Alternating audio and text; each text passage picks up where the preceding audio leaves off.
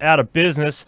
Great show. USTP results coming up for COVID-19 vote by USTP members. So we're really looking forward to seeing those results and hearing from the chairman and Benzai in 2020.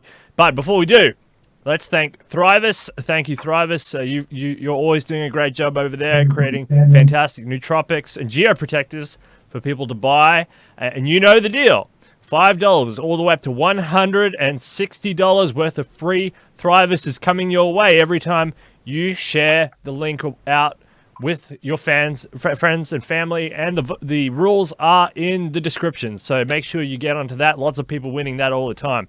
Fantastic deal from Thrivous. Also, thanks to David Kelly, I Am Transhuman, for sponsoring this episode and helping out the United States Transhumanist-Party in the process. All right, well, firstly, let's just quickly cross over and ask our guests how they are, and then we'll go straight into the results. So, Chairman, how are you? Good to see you, Chairman Stolyarov. Yes, thank you, Steele, for having me on Detonation again. I am doing well. It has been a busy time period, quite productive after our emergency 3-day vote on the COVID-19 response proposals, and I had been busy tabulating the responses, but I am pleased to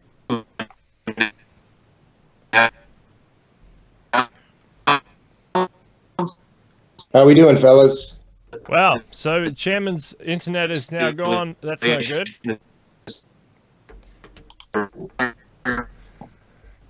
All right, Benzai in 2020, how are you? Feeling pretty good, Steele. I too am pleased with this outcome, and pleased with all of the good work that the people of the United States Transhumanist Party, both our officership and members, have done with this vote. And I was just a moment ago saying it's an exciting outcome, and I'm looking forward to discussing these new adopted policy planks. I do apologize, Gennady. It seems that your feed had cut out for a moment. Can you hear us now? Yes, I can hear you now. Can you hear me? Yes, it seems to have improved. Please continue, sir. We lost about 45 seconds of what you had said. All right. So I will repeat it, and hopefully it will register this time. So we had held this emergency 3-day vote. Generally, our voting periods are a bit longer, but given the nature of the situation, it was important for us to get a series of response proposals out there. And I'm pleased we still had substantial member participation. We had 81 of our members voting on this set of proposals, and also 21 of the proposals under consideration, some variant of those proposals got passed. So we now have 21 new platform planks. These are sections 98 through 118 of the platform. That's 6 of our Constitution. We have it presented in 3 ways. Via an announcement on our website, we have a detailed PDF compilation of the results on each of the 26 ballot questions. And then we've updated our Constitution, and we've updated our platform document with a separate section on the COVID-19 response proposals. So I would like now to venture into some of the specific proposals that were adopted in the areas where our members had multiple options to choose from. Yeah, so an announcement of sweeping changes there, a variety of changes, a variety of voting. So let's do that, Chairman. Let's open up on where you'd like to begin. Yes, indeed. So our first 2 questions pertain to Section E8A, which has now become Section 98 of our platform, on the rapid construction of hospitals. And there were 2 proposals, one by myself and the other by Marlon Adams. I had proposed that the hospitals that are rapidly constructed be permanent, whereas Mr. Adams proposed that they be temporary. And the rationale for permanent hospitals was that we need to permanently expand our capacity for resilience against future pandemics. And our members agreed with that option quite overwhelmingly. So 50 out of the 81 votes were cast in favor of the proposal for permanent hospital construction. So that is the one that got adopted, even though this was a ranked preference question. That option won a straight majority on the first round. And then there were 5 ancillary provisions that were proposed. 4 of them adopted as part of this Section 98 of our platform. The first one is that architectural designs for the rapidly constructed hospitals should be prepared and updated as new and superior building techniques and technologies are developed. The second one is that architectural designs for the rapidly constructed hospitals should include plans for multi-purpose facilities for patient care and research, or protocols for how to flexibly convert patient care facilities into research facilities and vice versa as the need arises. The third one that was adopted was that architectural designs for the rapidly constructed hospitals should include separate entrances and generally separate facilities for patients infected with COVID-19 and all other patients, so as to effectively prevent the spread of COVID-19 to hospital visitors who did not have it. And then the fourth ancillary provision that was adopted was that the United States Transhumanist-Party supports the construction and retrofit of buildings adjacent to hospitals, which could be used for any of a variety of unrelated purposes in normal times, but which could rapidly be converted into hospital space in times of pandemics by means of features that enable easy customizability, modularity, and accessibility to patients and medical personnel. So this is going to be our longest platform section because of all of the emphasis that was placed on it, all of the suggestions that our members had made. The only ancillary provision that didn't pass pertained to a specific mention of not building hospitals on native burial grounds. And I think probably that's common sense in that there's plenty of other land. If you can avoid building on native burial grounds, then you don't need to do that. But it's probably too specific to be mentioned in a platform document, which is why most of our members likely chose to omit it. But still, in practice, if these hospitals were to be rapidly constructed, some consideration would be given to that. I am not advocating for a building spree on native burial grounds. So that was the first section. The second section, which was addressed in question 3, was for an emergency universal basic income. And again, there were 2 options under consideration, and the option that prevailed was E8B2, proposed by Marlon Adams, which differed from E8B1 in just one manner, and that is it would extend this emergency UBI of $1,000 per month at least to every United States citizen for the immediate aftermath of the COVID-19 outbreak. So not just the outbreak itself, but whatever time is needed to recover from the economic fallout. And that's a prudent measure. Again, just because the epidemic subsides doesn't mean everybody is recovered on a financial level or in terms of job opportunities instantaneously. And the U.S. Transhumanist Party more generally advocates for a UBI, but this emergency UBI we believe needs to be implemented right away. I'll make a comment with regard to this. The stimulus package that recently passed the U.S. Congress does not truly comprise a universal basic income. It is a time payment, essentially, and not to all Americans by far. It actually excludes people on both ends of the economic spectrum, and it excludes a lot of middle-class Americans. It also excludes a lot of people on the lower end of the economic spectrum. So it does not have the universality that is needed to truly tide over the American citizenry in the wake of this crisis. Then we move on to the next provision. So the UBI provision became Section 99 of our platform. The next provision pertaining to full compensation of affected businesses and workers became Section 100. And with that, the main question had a binary yes or no vote on it, and it passed with 65.4% of our members in favor.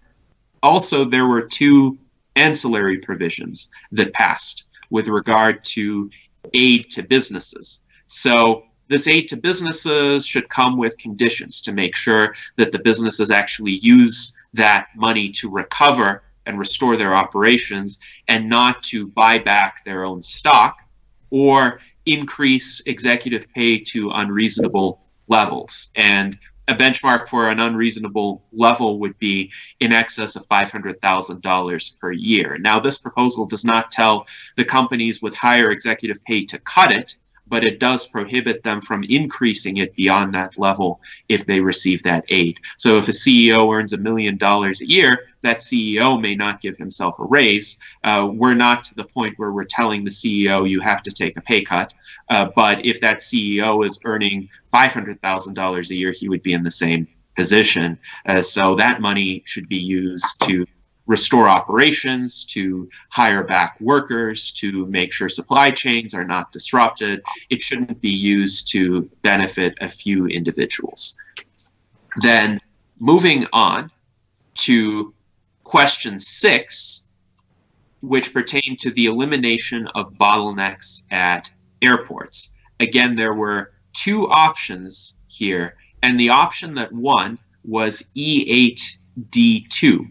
The difference between option E8D1, which was my option, and option E8D2, which was proposed by our member with the pseudonym Ophelia Drowned, is that option E8D2 doesn't advocate for immediately admitting all of the travelers. It advocates for immediately admitting the vast majority of travelers currently waiting at airports in the United States. So a slight difference, I would say, between all and the vast majority. It's still better than the current situation where these travelers are essentially aggregated in these lines and crowded waiting spaces. These airports are breeding grounds for disease. So even if you let through 90% of them and left the other 10% for further screening, that would still greatly decrease the transmission risk.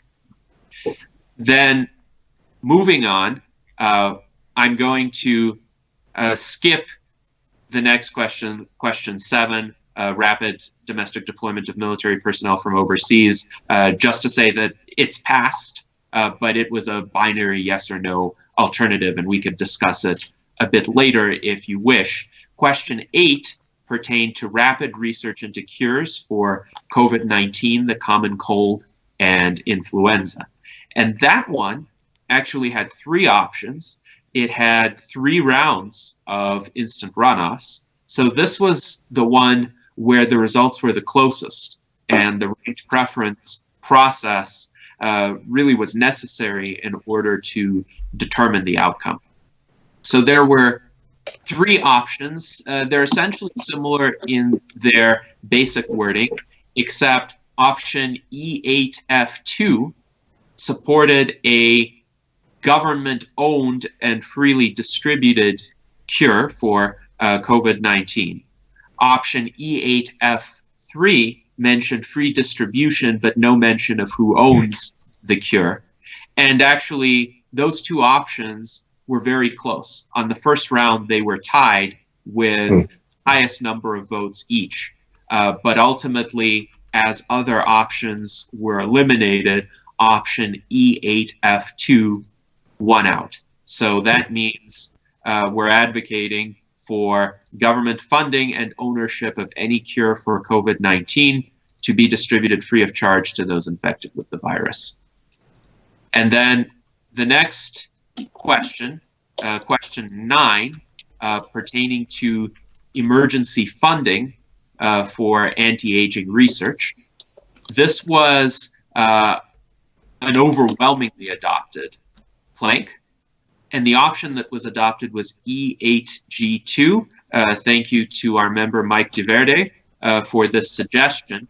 The initial proposal, option E8G1, was for a $100 billion funding package for anti-aging research. And Mr. DeVerde recommended making that an annual permanent $100 billion funding package. I would say the more, the better. The more support we have for these kinds of endeavors, the faster the advent of longevity escape velocity will come to pass.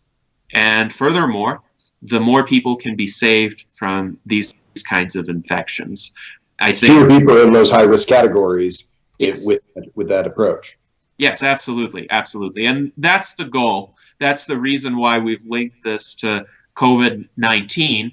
And that is why we believe the world needs to recognize the salience of the war against aging now. Because if we didn't have biological aging in our current world, if our entire population were biologically young, there would still be some susceptibility to COVID-19, say for young people with other pre-existing conditions. But statistically, the rate of serious complications, the rate of mortality, would be several orders of magnitude lower. So it wouldn't even be like a bad flu season. It would be a blip on the radar in terms of statistics of deaths or serious complications. So this is why this is so important. Now, continuing on, I'm going to skip various sections that were adopted on a binary yes or no vote. I will move to question 16, pertaining to universal free COVID-19 testing. That option was also adopted. There was an ancillary provision that was adopted along with it in question 17, where the U.S. Transhumanist-Party also advocates for COVID-19 testing kits to be developed that could result in tests being self-administered by individuals in their own homes and then mailed to laboratories for evaluation. This would minimize the physical contact of individuals being tested with medical practitioners and other patients. And then moving on to the next question, question 18, pertaining to the establishment of facilities to store essential supplies. That was also adopted along with its ancillary provision.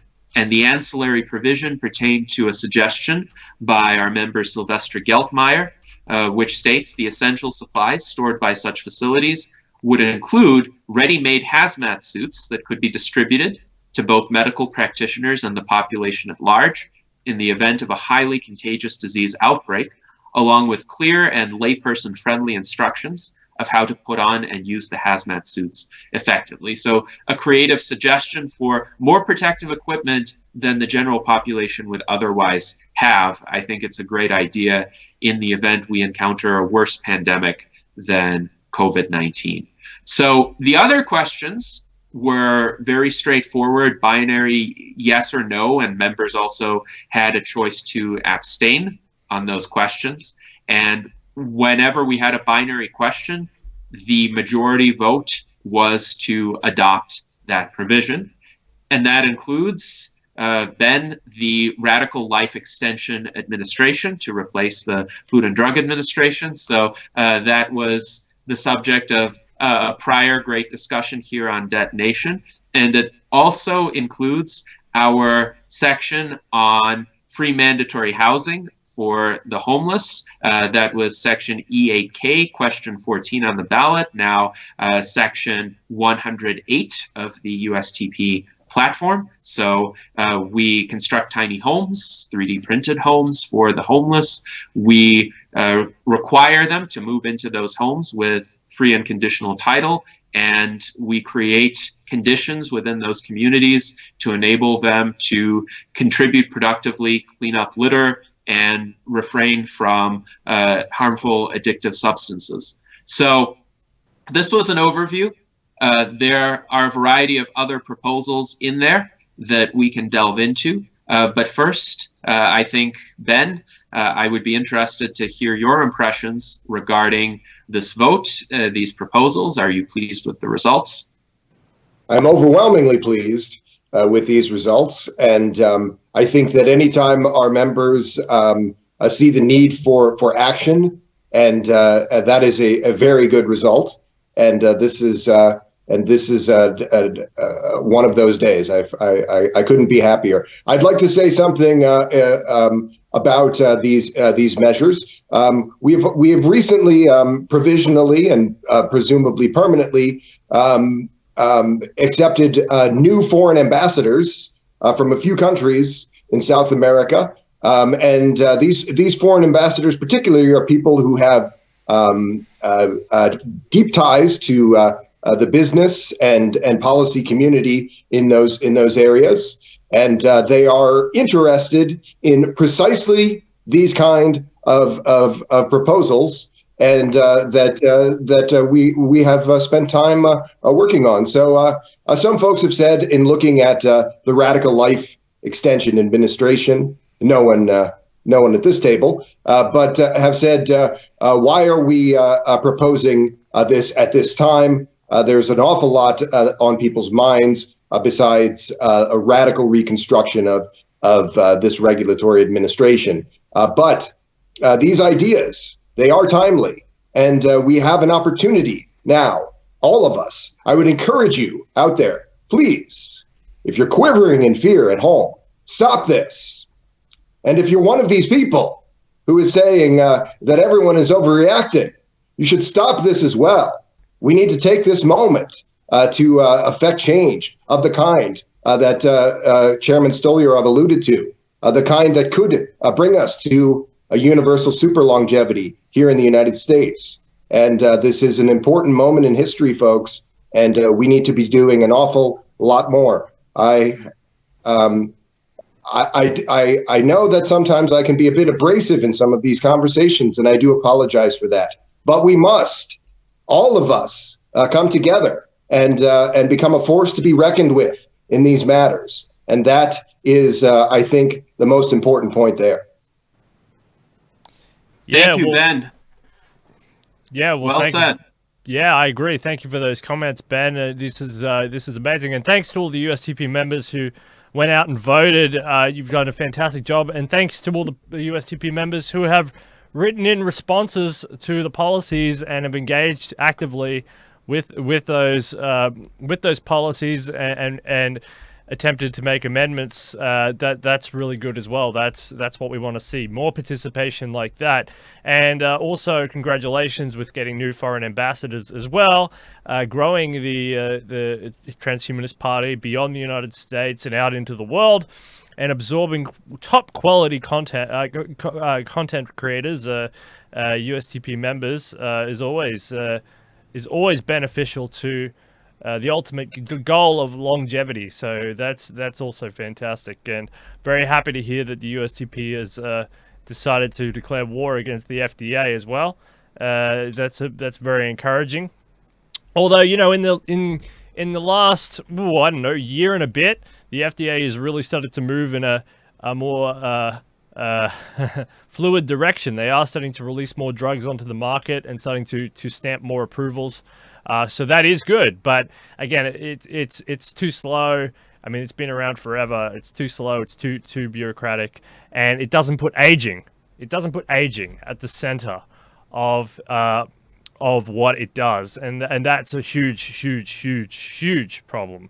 And again, until you put aging at the center, you're not very serious about curing diseases. So no, it's fantastic to hear. All right, Chairman, did you want to talk more about any of these policies in particular? You said you wanted to go back to some. Did you want to? What else did you? Where did you want to go from here? I thought I might take an opportunity to speak to the homeless sheltering initiative that was passed. I overwhelmingly support this initiative in its present form, and I think that Chairman Stolyarov, I know, as we've discussed it, that we agree that the spirit of this need to see that folks are not dying on the street can be honored, as well as the spirit that was discussed in a recent program between Gennady and Alex Black, wherein concerns were expressed about some of these measures being in practice difficult for those people who were trying to help, that there might be some resistance from those folks.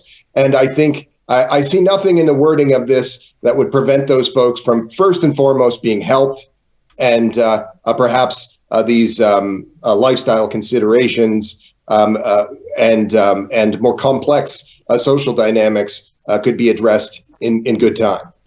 Yes, that is correct. The priority is to build these tiny homes, to locate the homeless individuals, make sure they're not out there spreading disease, to give them each a roof over their heads, to set up some rudimentary social order within those communities to make sure everyone lives peacefully.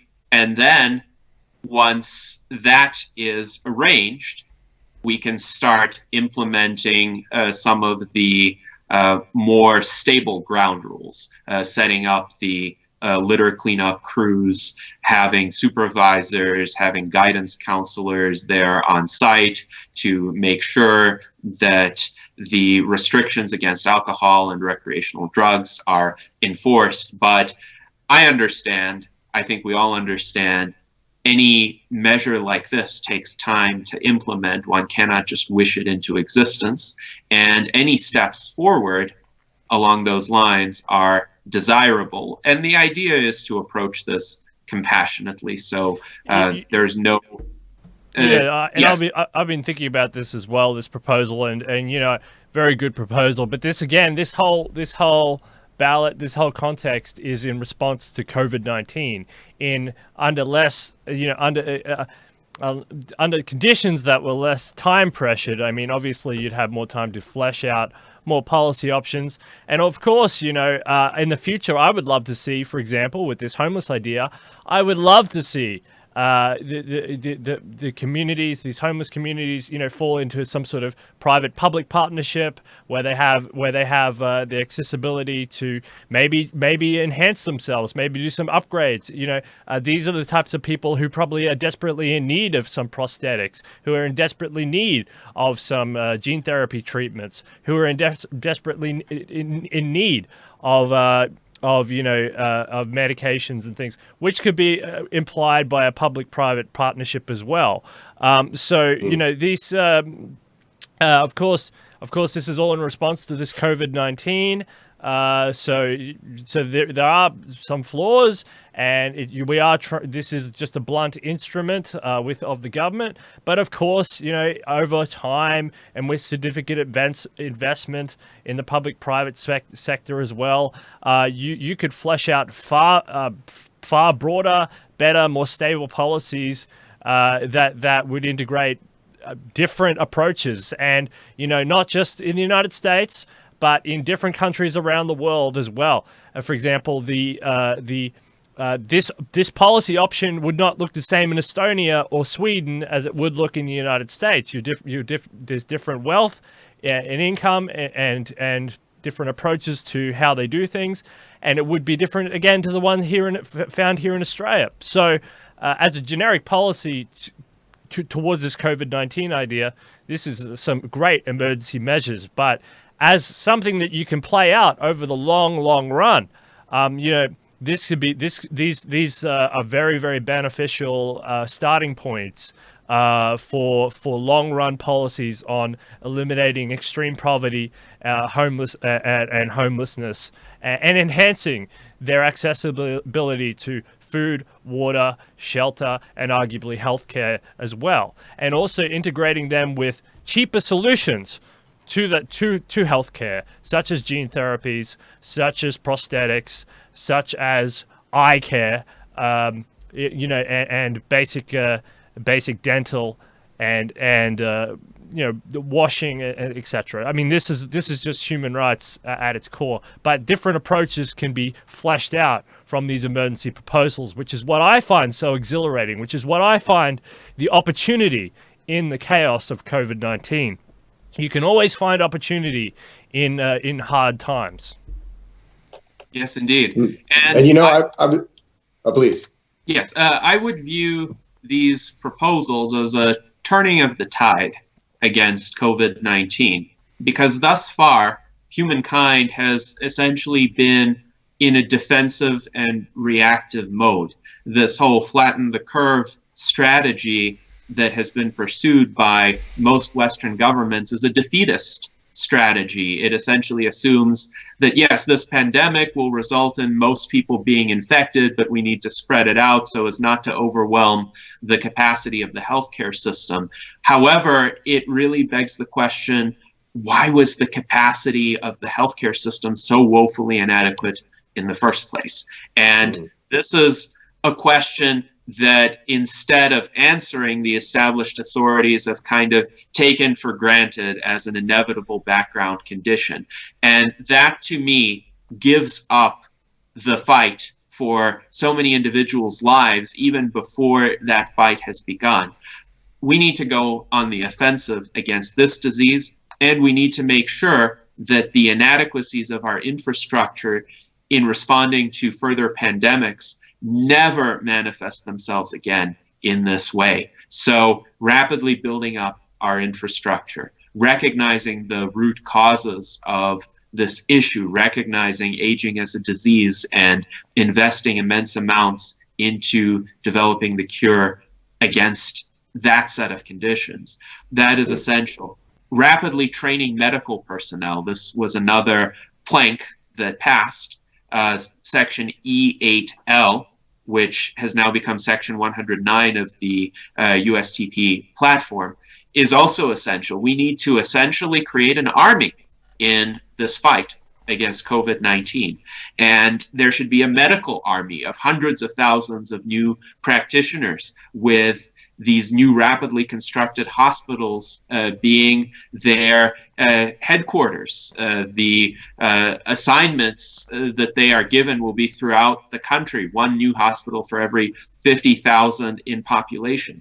In addition, we have adopted the platform plank to bring the military personnel from overseas to deploy them here in the United States. They have a lot of expertise in providing emergency aid and constructing new infrastructure. And essentially, there is a whole host of medical resources that the Army possesses that really put to medical use right now for the civilian population. Let's just talk about this military deployment for a second, because, there's a lot of conspiracy theories that float around about FEMA camps and all of this, and we don't want to go into that. But what's kind of interesting is with, let's say, FEMA, a lot of Americans complain about FEMA, but actually a lot of countries wish they had a FEMA. There's a lot of countries that get knocked over by cyclones in Tonga and Samoa. You even have them up there in the Caribbean or whatever. And the thing that they wish they had is a FEMA. And there's a song. You don't know what you've got until it's gone. FEMA is an investment. That's true of a lot of institutions and people's attitudes about them. There's an awful lot right now that people are realizing that they're happy that they live in a country that has at least a modicum of these things.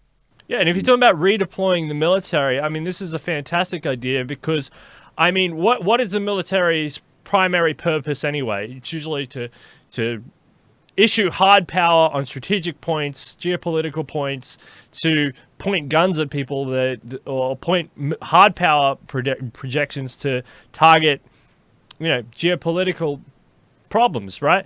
We're talking about, all right, bring those back and use them to point your hard power at a virus and to mitigate disease control. If anybody's got a problem with this, what is your argument? What's the big argument that this could be somehow wrong?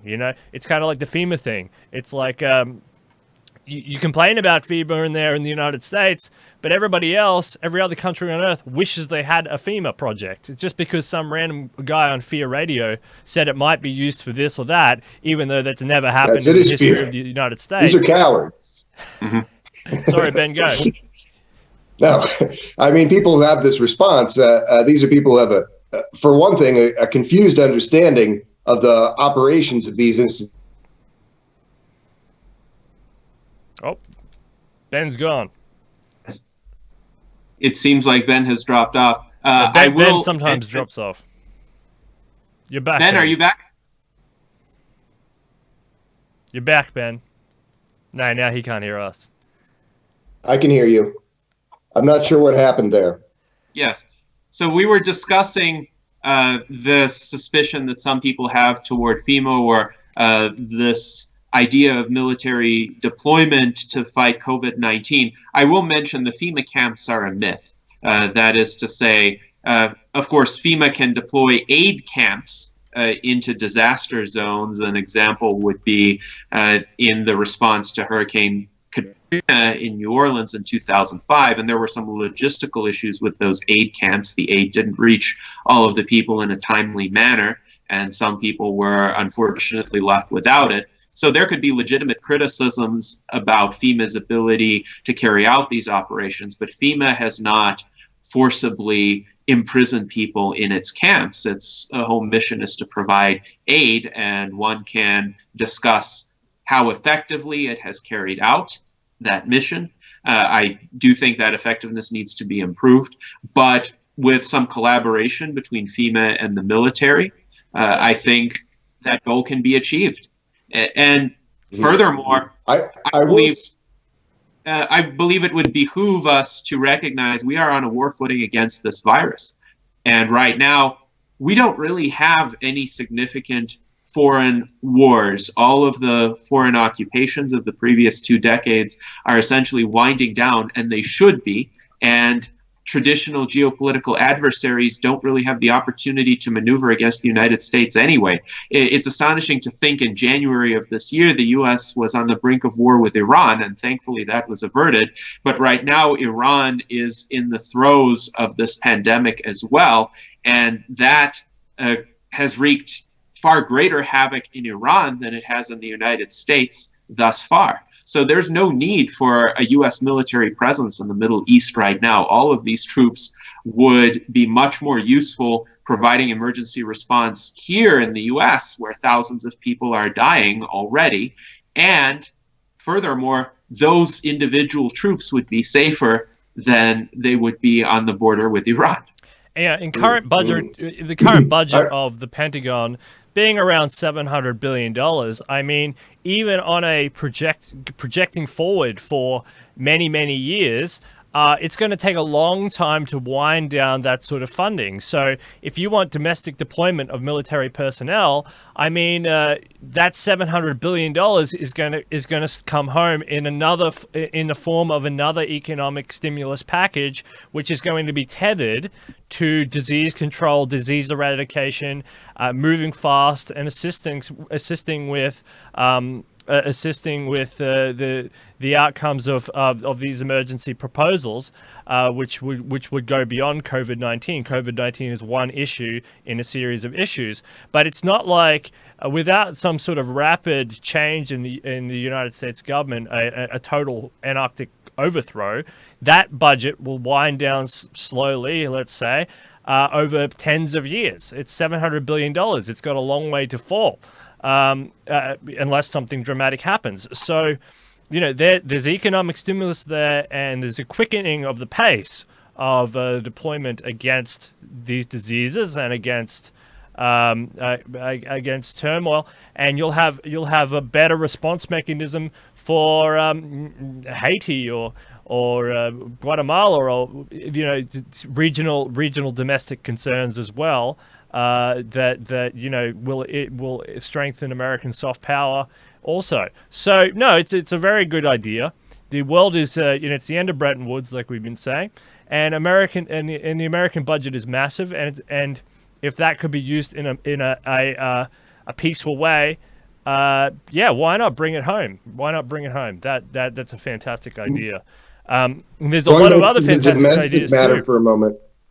Sorry, Ben, you keep cutting in and out. Can you hear me? Yep, you can. Yep.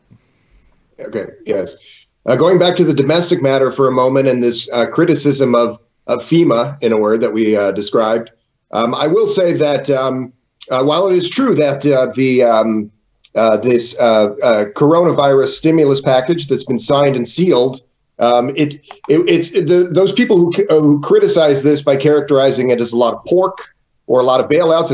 It's not entirely accurate. There's a lot of those monies are going to legitimate infrastructure and medical undertakings and other things. However, this $2 trillion, and there were a previous $2 trillion of quantitative easing, $2+ trillion, but this $2 trillion, if divided up amongst citizens, would be $18,000 per citizen. There's a few ways of looking at this, but $18,000 per citizen right now.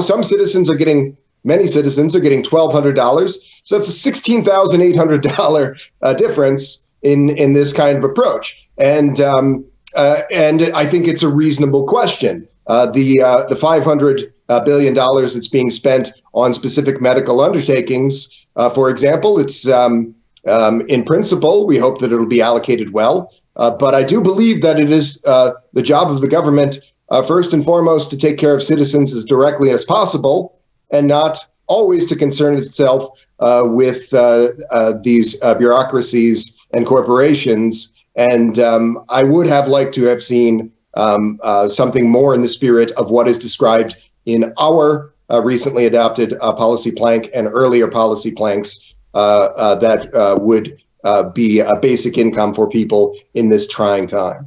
Yes, and I would add Section 99 of our platform on this emergency universal basic income is crucial because of the recurring aspect. The fact is, you can't fix the blow that has been dealt to people's economic well-being just by a one-time payment. A one-time payment of $1,200 might enable some people to buy food for a few weeks and pay their utility bills to make sure they have power. But if this emergency lasts another month, that money will clearly run out. And right now, Donald Trump has walked back some of his more optimistic projections. He had previously hoped to reopen the U.S. economy by Easter. That is not happening. He is stating that on a nationwide level, the social distancing guidelines will remain in place until at least April 30th.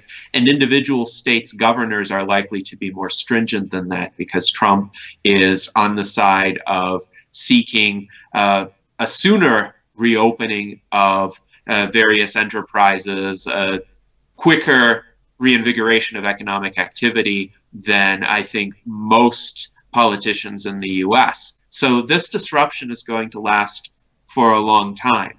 And it is necessary to tide people over during that entire time period, not just give them a one-time check or tax credit.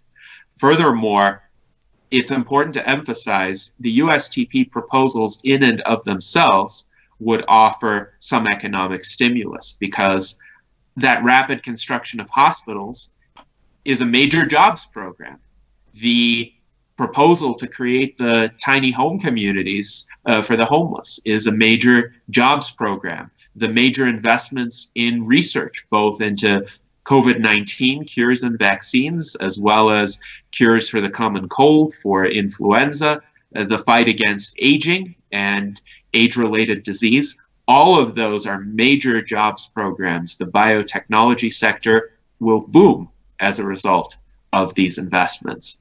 And furthermore, if we get the military into the United States, the military will repair crucial infrastructure. Infrastructure is necessary for commerce. If too many people are out of work, there will not be enough maintenance on our roads, our bridges, our pipes. And if that degrades, then a lot of people are going to suffer. So it's essential to have personnel maintaining that infrastructure regularly, no matter how much social distancing is in place. Yes, and I would hope that this difficulty, because it is a very real difficulty that we've had predating this problem. You know, we've talked about on this program a few times the broken windows fallacy, and we were just talking about foreign affairs. Steele was right to say that refocusing those energies domestically is and on a real citizen-centered initiatives is the best approach. And our infrastructure is not a thing to be proud of, as it was some decades ago. It has much of our civil society in these specific areas has fallen into disrepair. And I would hope that this critical event and this focus that we now have on improving these outcomes will drive us to a new era of building domestic strength in these respects. Yeah, absolutely. America is turning inward, and it's reflecting on itself. And I expect to see post-crisis a boom of unimaginable energy out of this crisis as America rethinks it and reshapes itself of its character and its place in the world. And I think it's going to be a much more isolated entity, as I have been saying, all on an accelerated path. But this is the real issue. This is the real point: is what forces will shape that. And let's hope that some of these policies, if not all of these policies, will make an impact and be able to shape that dynamic, that future that America is facing. UBI, absolutely crucial. If you can get a sort of UBI play, even if it's $100 a month, even if that, because that will reshape how the whole world starts to think about a UBI payment. That would be enormous. Of course, Chairman Gennady and Ben Zion 2020 completely correct in saying that this stimulus package is not the same as a true UBI. I mean, it sounds obvious on the face, but it is completely correct. A UBI is about a non-discriminatory payment, regardless of income, across every person who has an income tax, essentially, and it's just a single payment that goes out, and you can use it to buy whatever you want, and this is really big. It's true what you've said, Steele. There are a number of countries that have a guaranteed minimum income, many of them in the developing world. Increasingly, Brazil and some countries in Africa have what is effectively a guaranteed minimum income of about the scale that you mentioned, adjusting for currency differences. But for the United States to do something of this kind does send a very clear message to the world. The United States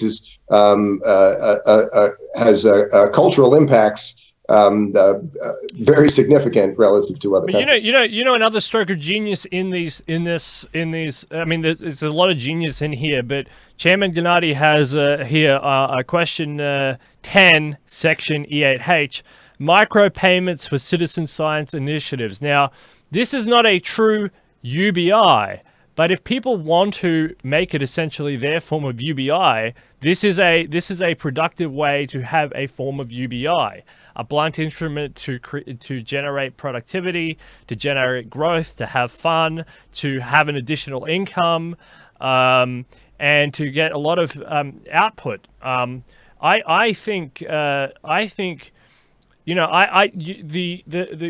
idea is fantastic, and I'm going to cross over to Chairman Gennady Stolyarov to expand on this idea. But I think that this is only the beginning of a whole new structural change in how we see the world and how payments and citizen science initiatives, citizen infrastructure initiatives, citizen health initiatives, citizen policy initiatives, citizen university initiatives. I mean, it goes on and on and on, because I think it's a whole restructuring in the way we can think of society.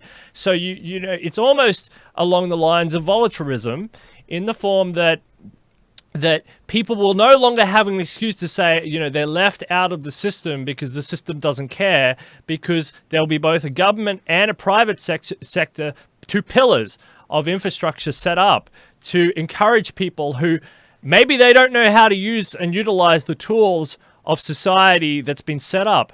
But these two pillars will give them the ability to jump up the rungs and generate an income and become super productive members. And, you know, even along those two productive pillars, and we can kind of think that in the shape of a corporation.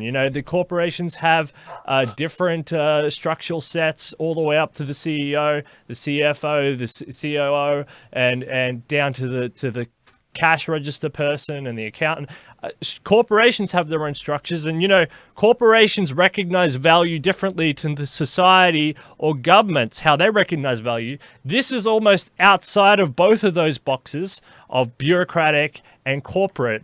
And it's saying we now structure and value society and your input into society in a different way. Here's not only a monetary reward, but here it could be a credit reward. On the private side, it's a credit reward, and on the government side, it's a kind of like a keys to the city reward, something like that, some sort of social reward that values your contribution along with a monetary payment. But I think what Chairman Gennady is hitting on here with this micropayments to citizen scientists is actually not just what it says and implies, but I think this is a whole new branch of societal organization and compensation for productive work. Chairman, would you like to expand on that? Yes, indeed. So in conventional markets, the type of activity that is rewarded is typically transactional. A person sells a good or service and then receives money for it, but not all value is of that transactional sort. There's a lot of good behavior that improves human quality of life, that improves outcomes, that improves the spectrum of what it is possible to achieve, that is not of the transactional sort. And scientific research is, of course, among those activities. There are other activities too involved with art or culture or cleaning up litter that are of that sort. And it is extremely important for societies to devise solutions to incentivizing more of that behavior. Right now, a lot of that behavior is essentially made possible through philanthropy or people's voluntary use of their time because they might have some spare time or they're better off in terms of material resources, and they recognize the importance of these other aspects, so they're willing to invest personally in making them happen. But that is not always a sustainable path because it depends on a lot of other vicissitudes. So if someone is materially well off, they could devote their spare time to citizen science or the creation of art.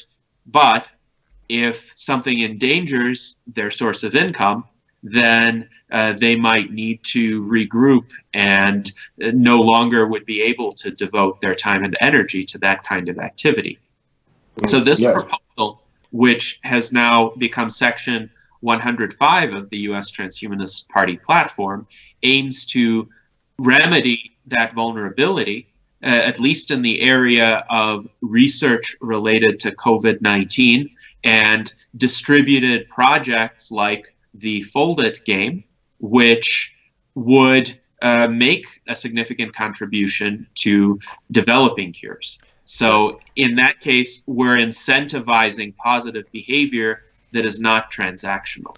So, for example, just to put this into a real world scenario, not a real world, but in this case, these homeless who would now be given these titles to these tiny homes, I mean, after their day of conforming to, they're picking up litter, and avoiding drugs and alcohol and doing researching their skill, maybe they want to improve their social credit score. So they download this on their phone. They participate in citizen science initiatives, and they get a score. And maybe they get 10 or 20 points, and that will entitle them to. If they create some sort of cultural artifact, that will entitle them to a mobile phone upgrade, which will help them, to do this even faster and more efficiently in the future. Or it will entitle them to a gadget or unlocking a scholarly journal or a textbook or something like that. I mean, you could have different gifts all the way up, and this would entice people to try and earn the credit in order to enhance their lives and enhance their own productivity. on a different value system, because you don't have to just live within these sorts of dualistic value systems. You could have different values systems. It's a great initiative, and you can play with that out. And I encourage people to play with that out. What else? Benzion 2020. You've seen these proposals. Was there any proposal that we haven't mentioned that you were particularly excited about, that you really thought was a gem?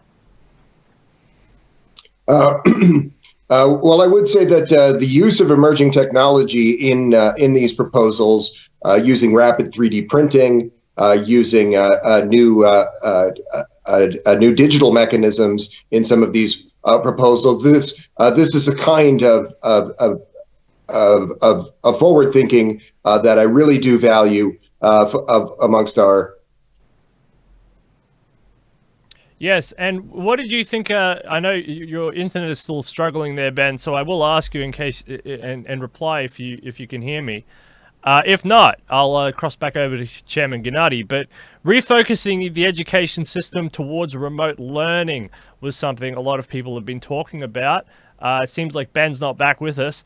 What did you think about this one, Chairman Gennady, and what did you think about the vote that came about or from this recent vote? Yes, indeed. So this is an urgent type of proposal, given that right now remote learning is the only possibility for a lot of students, whatever stage they are at in their educations. But I think being more familiar with the options for remote learning will lead people to have a greater degree of comfort with them.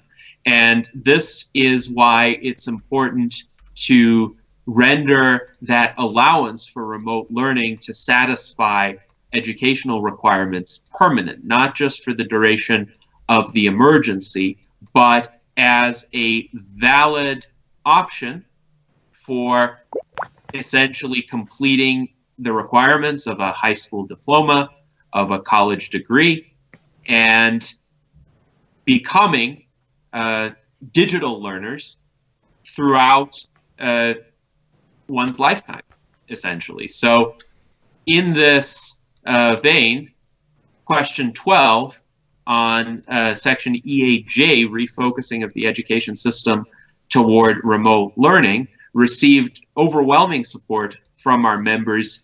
80.2% voted in favor. So this is going to be a shift in our educational system, in how schooling is done, in the experiences of students, hopefully for a long time to come. And there are many positive societal benefits to that, because with remote learning, you don't have bullying. You don't have the same pressures toward conformity that you have in a lot of school settings. You have more of an ability for people to custom tailor their education to their own needs.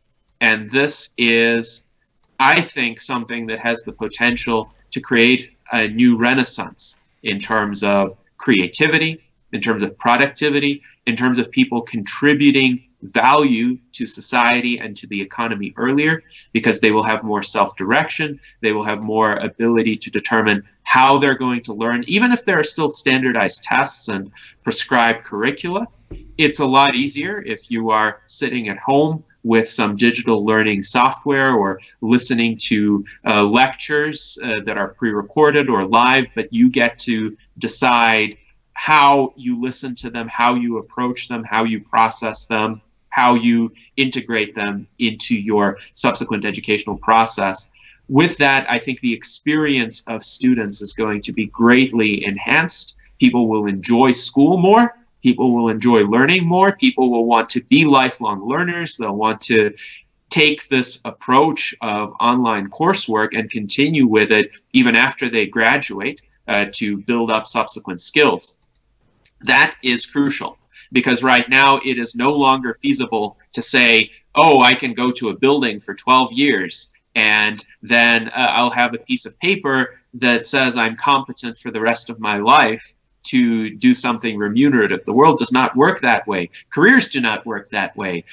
Constantly, there is shifting demand for what skills are considered valuable, and there are shifting technological realities that people need to adapt themselves to. So remote learning is a great way for people to build themselves up, to make sure they stay abreast of recent advancements, and to make sure that they enjoy doing it.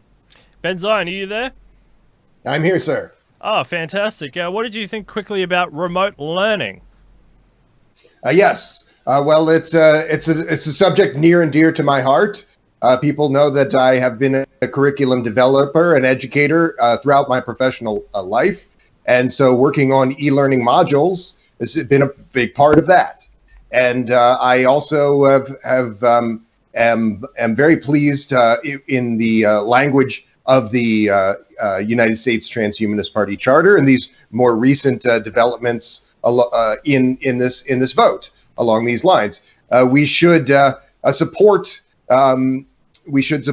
these institutions. Of course, we need to see that education is at the center of civil society. An uneducated populace is not a healthy and happy populace. But we need to consider that there are other ways to approach this. I believe that data is a human right, a public good approaching a civil right. And I believe that access to childcare and subsidized childcare is similarly a public good. I believe that a basic income is similarly a human right. And if these conditions are met, where these other human rights are being met, an unschooling framework, an e-learning framework will come into clarity, will come into focus for our society. We will be able to sustain other models of this kind. And so we do need to focus on these humane economic policies that would allow us to more effectively do this. But I do believe that this wording in these measures is very good and represents a step in that direction. All right, and fantastic. There are two additional provisions that I will mention that were adopted. Yeah, that's what I was going to ask you. Yes. So there was an ancillary provision that was suggested by Marlon Adams on refocusing the education system on producing the goods and services necessary to maintain United States independence, including vocational studies in electricity, metalwork, ceramics, auto mechanics, graphic arts, and coding in the classroom. And then there was another provision that was proposed by Martin van der Kroon, and this was section E8Q, question 22 on our ballot. It became section 114 of our platform, which states the United States Transhumanist Party supports the inclusion of education on epidemic crises in the curricula of schools. Science-based instruction on key attributes of epidemics and pandemics, historical instances, and effective responses could be incorporated within related courses such as biology. And that's meant to prepare the population for rapidly and effectively addressing future pandemics if and when they arise, so that we don't have as much chaos, we don't have as much fear. People know what they need to do. People are adequately prepared. They don't start a run on toilet paper or other supplies. There are plenty of supplies for everybody. That kind of education, I think, is important to avoid the societal fallout that we have experienced. Yeah, I totally agree. All right, well, Chairman, is there any other topic that you wanted to talk about in this list, expand on before we have to go? Because I've just picked out a random assortment, and we have gone over the homeless one a few times. We have gone over hospitals and the radical life extension administration a few times. But is there anything else in there? And the micropayments as well, we've gone over a few times. But is there anything else in there that you really wanted to talk about, or that we should be talking about before we leave? I will mention a few more proposals briefly. So first, Section E8N pertains to establishment of facilities to store essential supplies. I mentioned the hazmat suits, but there are other goods there like masks, soap, hand sanitizer, common device components. So if there is a run on these goods in the stores, these warehouses will have additional goods. Now, in normal times, these are not expensive to produce. Hand sanitizer, soaps, sanitary wipes, they're routinely available in the Western world unless there are hoarders and resellers that buy obscene quantities of them out of fear. So these warehouses would serve as a check on that kind of behavior. Now, we also have a new section, Section 112 of our platform, arising from question 20 on our ballot. This one was adopted overwhelmingly, 91.4% in favor. Collaboration with other nations on pandemic response. I think we can all agree if COVID-19 could have been stopped in China without venturing out beyond Chinese boundaries, that would have been the preferred outcome. And the Chinese government did institute a very aggressive quarantine in Wuhan. It could be argued that this quarantine was instituted a bit later than would have been ideal, but there was an opportunity for Western governments, as that quarantine was in progress, to reach out to the Chinese government and say, look, we sympathize with the situation you're dealing with. Now we need to work together to make sure nobody with this disease gets out of China. And instead of the kind of standoffish, aggressive measures that Donald Trump took by unilaterally prohibiting travel from China, a better approach would have been to create a joint task force and communicate to the Chinese government, essentially, this is not a hostile act. We're not doing this because we dislike you or because we want a trade war with you. We're doing this for public health reasons. Please understand this. Let's work together on minimizing the duration of these travel restrictions while ensuring that infected people do not leave China. So de facto, the approach would have been infected people would not have been allowed to leave China. But with this collaborative outlook toward it, it would have been done in a friendlier spirit, in the spirit of public health. And with China, China has some technological capabilities. It has a decent amount of internal organization to respond to these crises. But still, as you have mentioned before, if this pandemic were to begin in an African country, there would be a lot less of an opportunity for the government of that country internally to respond in an adequate manner on its own. So there need to be systems in place for more advanced nations to funnel support. And this is a lot better than having military presences in those countries. Having this type of civilian cooperation to fight pandemics is ultimately a lot more productive and would save lives abroad and at home.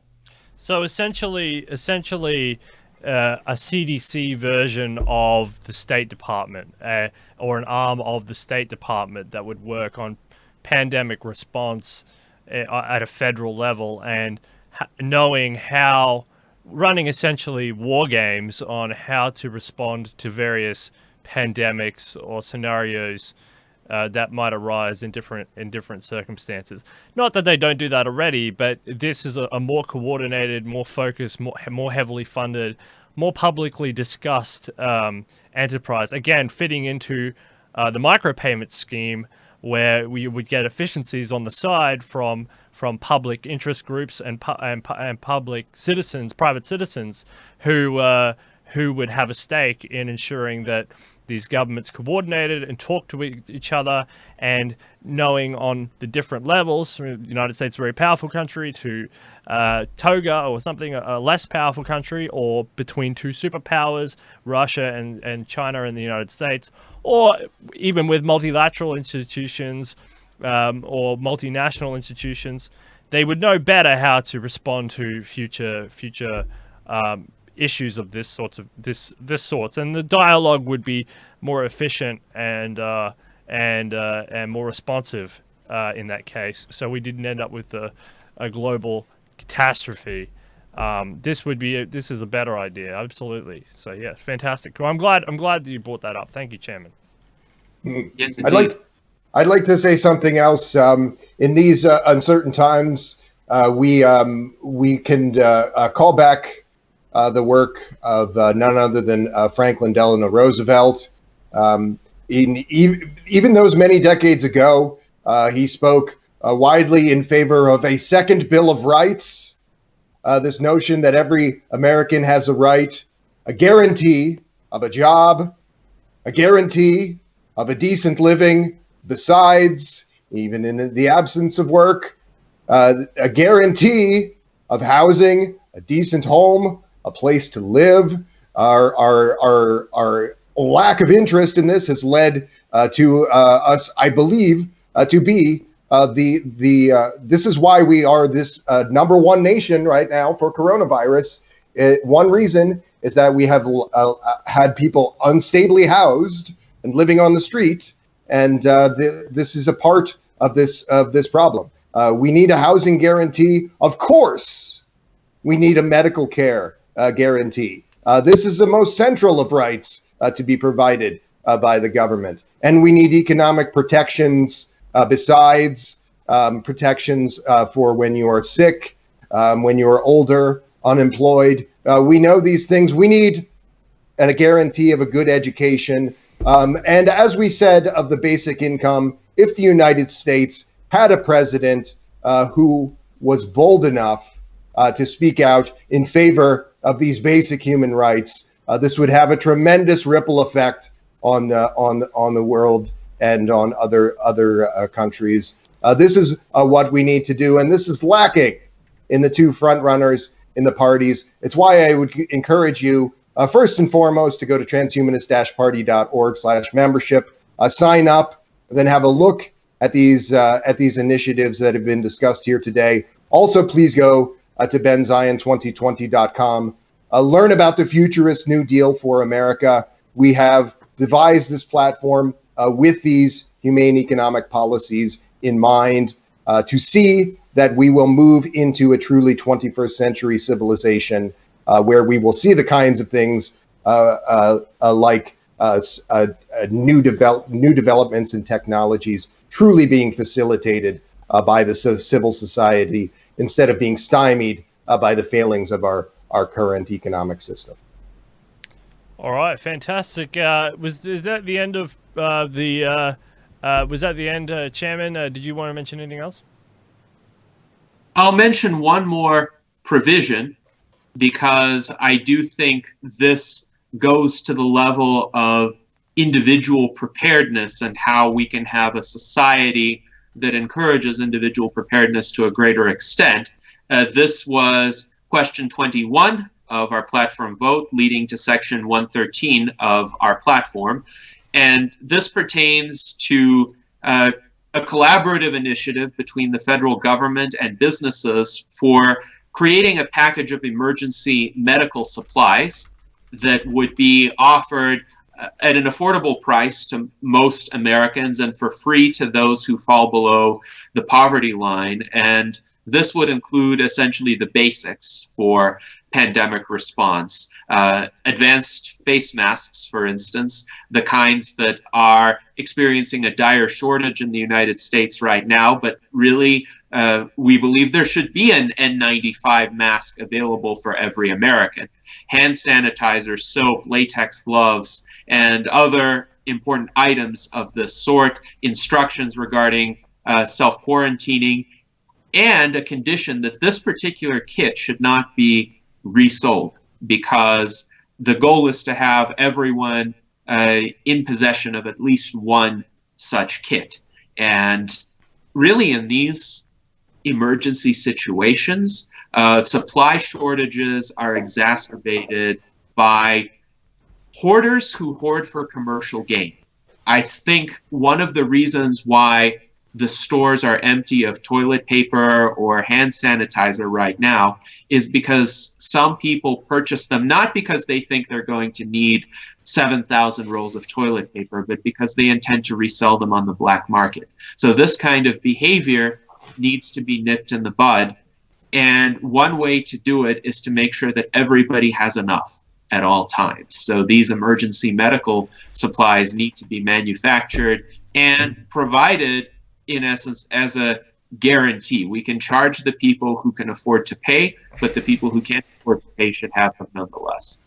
You know, Chairman, going back to what Ben was saying just a moment ago, our house is classed actually as a consumption good. It's a consumption good. You consume it. But America has had this huge problem with trying to be coming out of World War II. It was a giant producer nation, the only real producer nation, and it became a consumer nation. And it didn't really get out of this mindset that it was a producer nation. And, that's why it's not really prepared for these things, because it hasn't been consuming in a way that's adequate with future proofing itself. It's built itself on a consumer model on the assumption that it's still a producer nation, and that's why when you've ended up with the supply shock, the population wasn't sure what happened. I mean, obviously the people at detonation are bored stiff with this, but all the factories are in China, and so all of a sudden the medical goods run out, the drug is stopped, all the pharmaceuticals stopped, the steel glut was over in a second, the face masks ran out, everything ran out. And everyone said, what's happened? And it's because America still thinks of itself internally as a producer nation, even though it's a consumer nation, and it hasn't been consuming in a way for future shocks. It was consuming for the now. That's why you see those giant cars, those what do you call it, American gas guzzling cars. You see a lot of inefficiency, a lot of misallocated capital and resources, and it never prepared itself for future shock. It was always prepared for consuming itself into the ground in the present. And I think America now, going forward, is going to go on a war footing to prepare for future shocks. I think it's actually woken up to itself now. But again, what type of future shocks? And we would like to see massive reinvestment in individual preparedness, household preparedness on a governmental level, with hospitals, and an additional buffer with these warehouses, but also huge storages of 3D printing machines, which are in deep underground bunkers with the patents saved both digitally and physically all throughout the United States, so that you could always reconstruct these machines in the event of a pandemic or a nuclear attack, or one of the radiators going down, or a variety of things. We can go on and on and on. But these things are very, very important, and it's there to minimize the amount of trauma that the United States will have to go through if it's prepared. And that's what we want to see. We want to see the United States on a domestic war footing against future shocks, and mitigating itself against the ethical and the ethical and emerging challenges that are coming through technology, through emerging social conditions, through emerging economic challenges, and so that we can all come out on the other side better, healthier, and in a better stead to accelerate into the second half of the 21st century, which will be super exciting if people want it to be, as we go to space, as we go off to Mars, as we set up our space exploration facilities, as we start mining the moon and the asteroid, as we grow out, and as we start venturing further and further into these digital spaces. We will be prepared for that, and this dimension here will be safe from the challenges as people go off and explore these other dimensional spaces, or off into space, or wherever they want to go, because that's the primary goal, to be explorers. So preparing now for the second half of the century is absolutely important. And Ben raises a point about Delano, about Roosevelt, and yes, it's because America has to reconsider itself as a consumption-based economy, and it has to know what that even means. All right, well, and there's There's such differing attitudes in this country to other countries as to the source of that fragility that you described and how to address it. You know, it's been observed that in the Middle Ages, you could purchase a human more cheaply than you could purchase a horse. And I believe that we still, in North America, live in that horse flesh world. Life is cheap. It's regarded as disposable, human life. And we need to change these institutions. You know, our superfan Mike DeVerde, he said in the comments that we need to view the public health system, a public health system, as an absolute necessary in the way that we view Social Security or police protection as necessaries. And I could not agree more strongly with that. But all of these things, these failings, and they are greater failings here in the United States relative to other developed countries. We need to see them addressed. We need to rebuild all of that infrastructure, physical or otherwise. We need to implement something like a second Bill of Rights, an economic Bill of Rights, and we need to do better as a society, hold ourselves to a higher standard, and not allow the perfectly natural skepticism of institutions to undermine our and our loved ones' health and well-being. Yes, and I would add we need to restore that resilience that comes with having internal productive capacity. Now, I think international trade is excellent during most times. A reliable comparative advantage is beneficial. There needs to be on essentially a turnkey basis to produce everything that one needs. And this cannot just rely on some sort of just-in-time system. Mm-hmm. It has to be based on having productive capacity at every level, at a national level, at a state level, at a local level, so that if any of those supply chains are disrupted, there is an ability to seek alternatives and to have those alternatives be deployed very rapidly. Yeah, absolutely. And, you know, these are lessons we have to take when we go to space. I mean, you can't, if there's any planetary object or any or facility out there that's overly reliant on something that's way too far away, and this is going to be a problem for, not so much for the moon. The moon is a little bit different. It's kind of like having an island, you know, when you first started to explore in the 14th, 15th, 16th century, you know, it's a bit of an island.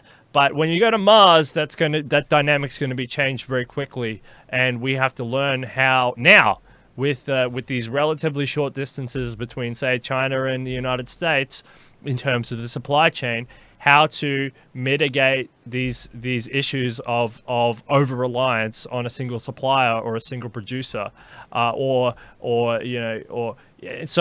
this is going to be a good lesson for Mars.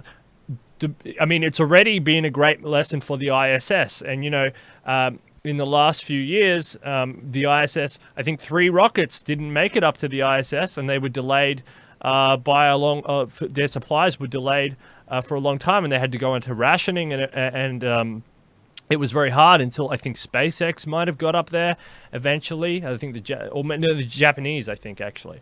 Had the ability to get those supplies up there. But the ISS is just step 1, the moon is step 2, and then Mars is the real big challenge. But, you know, I think we'll learn a lot in that way. But if we can't do it here on this planet between these relatively short distances, these kind of minor distances between, let's say, the Pacific Ocean, which is a pond, it's not that big.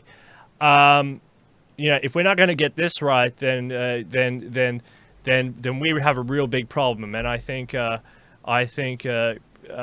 you know, for example, something that's really, really important in here is the training of medical staff.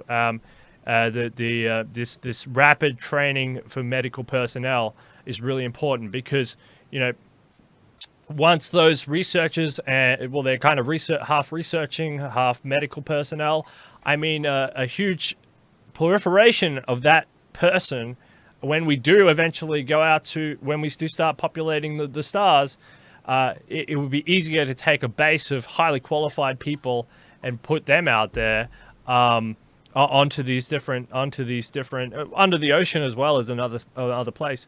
But we won't have to select this in this way. We won't have to just select the best from a very select few, which was what they're going to do now. And you see that all in pop culture. You see it in the Hollywood movies. There's about 10 people on the planet, and they're the best of the best, and they take those people, and you leave the planet exposed because the 10 best people are all put on a little rocket ship and they're all sent away. We don't want that. We want to be able to pick from a population of tens of thousands, and if there's the 10 best people from tens of thousands, it doesn't matter because their relative genius is only just not that much better than a large population pool. So, this is a really important proposal, not just for future shock, but also for current needs. For example, COVID-19 as well. Yes, there's a lot of latent human capital waiting to be unleashed. Indeed. I think that is what was my thought precisely when Steele mentioned this science fiction trope of the best of the best. There's an incredible amount of social Darwinist thinking that infiltrates Western society, and this is reflected in this trope. And I've known a lot of folks who are down on their luck, who are incredibly creative, interesting people, and this is without fail the case. The failure is not in these people. The failure is in our society to advance them to the point where they can make a true contribution. And that is something that we must stop. And that is why I am, again, so proud that we passed this housing measure and these other measures of this kind today. This is an exciting day for the United States Transhumanist Party. All right. Well, we've blown way over time, and I want to thank you for hanging around. Chairman, I just want to say, is there anything else you wanted to say, considering we are running over time? Anything else you wanted to say, just please go, because I'm not sure if we haven't touched on something or if you wanted to final comments or whatever. Just a final remark. Join us in this war against COVID-19, against the fragility of our society, against disease, aging, and death, because this is just an opening salvo in this war. We are going to take it all the way. Please go to transhumanist-party, transhumanist-party.org/membership and sign up. Go to transhumanist-party.org to view the proposals and spread them to the media, spread them to other outlets, discuss them with people discuss them with hosts of other shows like this one, and make sure that the public is as aware of these proposals as possible. Make sure people know there are alternatives to the responses that have been pursued thus far, alternatives that will be more effective, more powerful in getting us out of this predicament as soon as possible. Yes. Ben, are you going to say something? Final comment?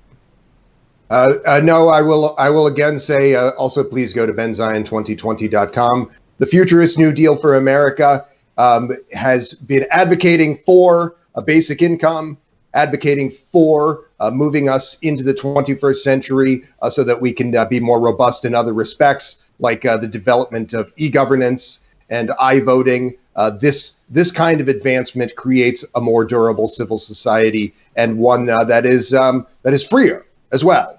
And also, of course, the third of the three pillars of the Futurist New Deal for America is Medicare for All Plus, a public health service across the country that provides better outcomes than the standard of public health services the world around, because we will use emerging technology. We will harness the kinds of initiatives that were described with new ways of thinking about research in this vote that was passed today. We will harness all of this to create a society that can do a good deal more with a good deal less. We can create a public health service that operates more cheaply than the world standard today, and has this prospect for actually setting the stage for a universal super longevity and public health standards to be met besides. And, you know, I just wanted to echo the comments of Chairman Gennady. Get out there, share, talk. You know, with the butterfly effect, you never know who you might be influencing. And, you know, transhumanism as a word is very interesting. If you just talk in the public about the word transhumanism, you know, a lot of people, if they don't know what the word is, they'll ask you, and they'll find out from you a definition, whatever your definitional stance is, and that's quite interesting. It's a good conversation to have with people, but if they do know what it is, you can end up having some very interesting debates and very interesting discussions, because people have opinions on this, on technology. They have opinions on cyborgs. They have opinions on prosthetics, and it's just interesting to find out what people think, because, you know, regardless of what they would like to happen, they know that these advancements are coming, and they can't, as much as they would like to be a neo-Luddite, they can't really stop it. So they have to talk with you about the concerns and about the considerations, and usually they end up saying, well, actually, let's generate some solutions and answers. And so, you know, have these conversations with people around you. Don't be afraid to talk to people around you. You never know with the butterfly effect who you end up influencing, or who will end up listening. And very interesting impacts that these conversations can have on the population. So please do take that advice. Talk about it with your friends, your family, your loved ones, your counselors, your politicians, your virtual friends, your chatbot friends, whoever you got. All right, well, thank you very much, everybody. This has been a great rendition here, where we've talked about this vote. Thank you, everybody who did all go out and vote, and I encourage you to stay glued. And the link is in the description, and as it moves, I'll put the permanent link in the description so you can follow along with the vote and how it moved, and the amendments, and read it yourself. And anything you like to talk about, put it in the comments below. Well, thanks to everybody who's supporting us on Patreon. Future for Humanity Project says the future is in your hands, keeping it on life support in this difficult time. And also thanks to everybody else, Thrivous and I Am Transhuman as well. It's been a fantastic, thanks to Ben Zion, and thanks to Chairman Gennady for coming on this episode of Detonation. And you all have a great day, and we'll see you very soon. Thank you, Chairman Stolyarov. Thank you again, Steele. This was a wonderful discussion. Absolutely. All right. Thank you, everybody. That's Detonation, where we are busy putting death out of business.